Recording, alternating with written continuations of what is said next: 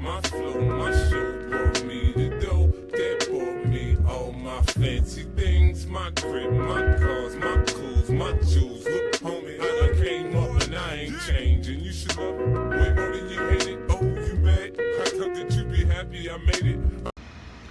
Hey, what's going on? It's your boy BT, and I came here to talk some boxing with the thousands of True School Sports subscribers. Now, word to my brethren all around the world watching this video. I hope you're having a great day today. As you're tuning in, make sure you do yourself a damn favor and hit that subscribe button. Surely you will not be disappointed. Now, interesting stuff coming from Bob Arum, Top Rank Boxing, and all parties involved on that side of the street.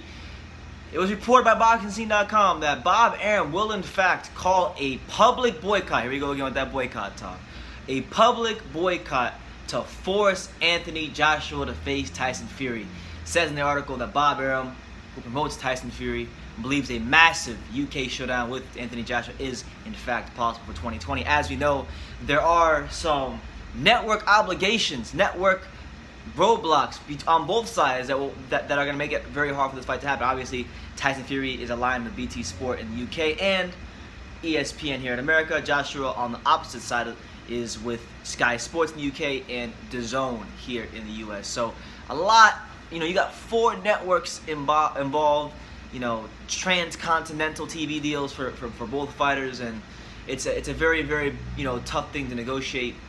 But here's what Bob Arum said in regards to him boycotting, or to asking the fans to boycott Anthony Joshua. He said, I quote, "We will force it with the help of the public who want these huge fights. The people have the power.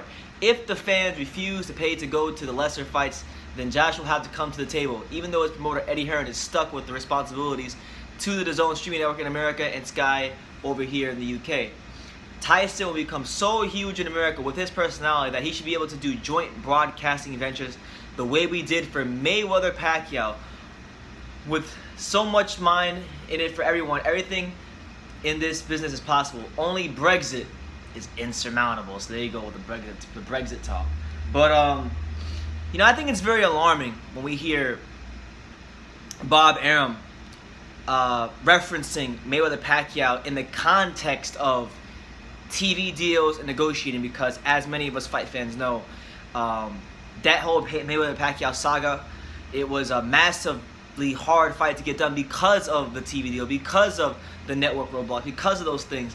And now here we are, just over 4 years since the Mayweather-Pacquiao fight, and I don't want to say history is repeating itself, but we're hearing, rumblings and whispers of the ghost past of Mayweather and Pacquiao, and just saying that Tyson should be able to do joint broadcasting on a fight-by-fight basis, which is, I think, horrible. It's unrealistic. It's unrealistic because there's 4 networks involved from 2 different countries, and there's a lot of legally binding stuff in between each one of the contracts each fighter has to the networks they're signed with. With Joshua being with Sky and DAZN, as well as Fury being with BT Sport, and now the worldwide leader in sports, ESPN. So, look, this isn't the first time we've heard Bob Arum talk about boycotting something. He recently just said after the Crawford-Conn fight that us boxing fans should boycott Spence, and boycott PBC, and boycott Al Heyman,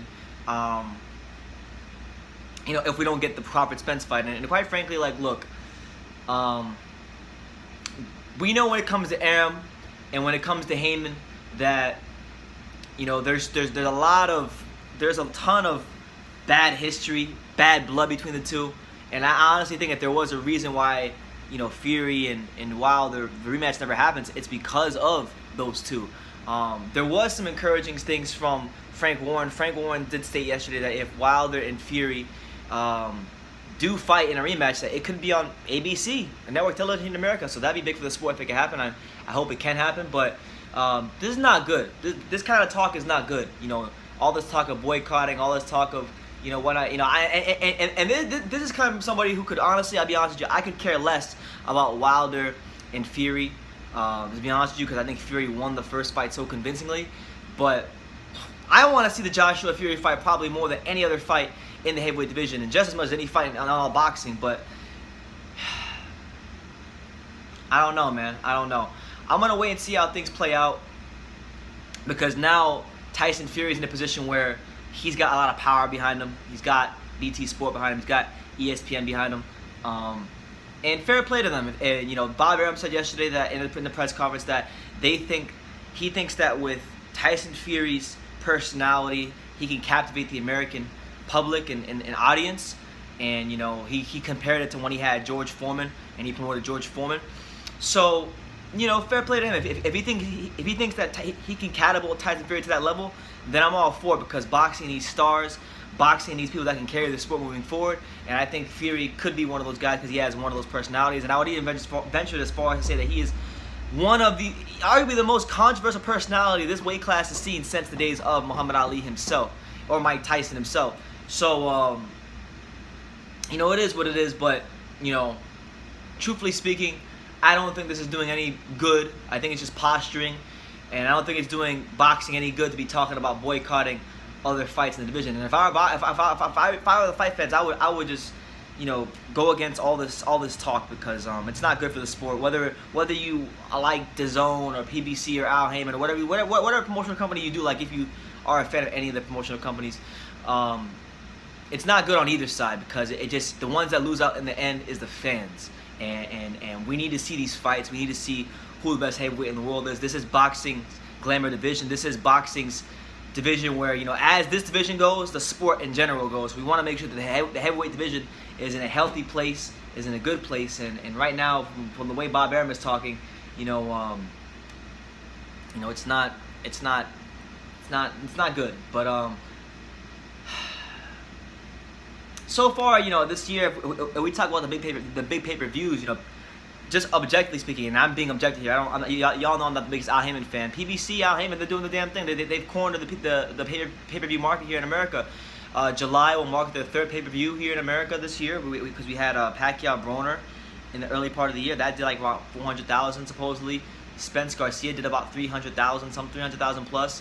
And then now you got Pacquiao versus Thurman, another big pay-per-view fight. So, you know, their pay-per-views, they are the only ones putting on pay-per-view fights that are doing moderately successful numbers, and it's worked for them. So yeah, I'm not a fan of any sort of boycott talk. You know, I'm gonna watch the fights regardless of what's gonna happen, because guess what? As much as I want to sit here and act like I have some other sort of influence, I don't have influence. I'm not the one who makes the decisions of who fights who. I'm just gonna sit back, watch the fights, and report to you guys as such. And hopefully, in 2020, we can get a Fury-Joshua fight, because I want to see it. I think it's a great fight. But both promotional teams and fighters have to put their egos aside and make the right deal and do what's best for their careers and ultimately the sport of boxing and the fans, because, you know, with this kind of talk right here, the fans are ultimately the ones losing out. So that's pretty much my thoughts on this. Let me know what you guys think in the comments down below.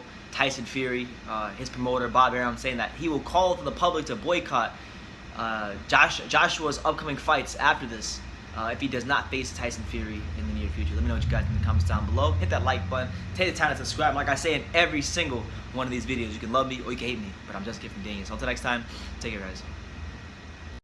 This is Earl Smith Jr. You're watching True School Sports. All right.